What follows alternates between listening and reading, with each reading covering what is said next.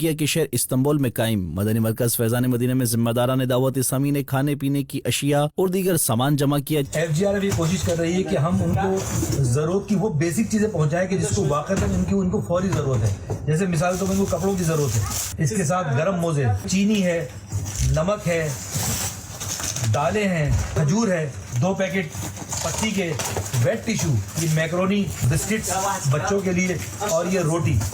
پھر اسی طریقے سے سردی سے بچنے کے لیے یہ بہت ہی شاندار جیکٹ ہے۔ اس طرح سے یہ پورا 1 کارٹن ہم یہ پیک کر رہے ہیں۔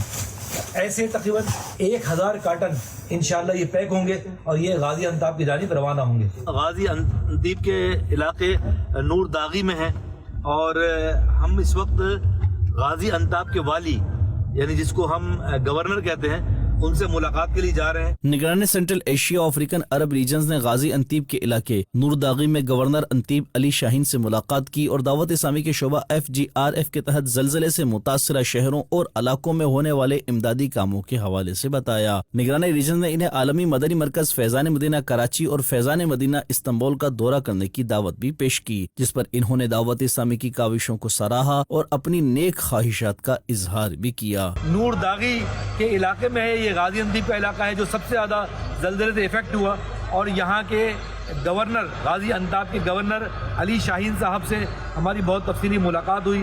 ہم نے ان کو نیک جذبات بھی اور FGRF کی طرف سے تعزیت بھی کی اور ان کے مرحومین کے لیے ایصال ثواب اور دعائے مغفرت بھی کی اور اپنے بھرپور اور مکمل تعاون کا ان کو یقین دلایا۔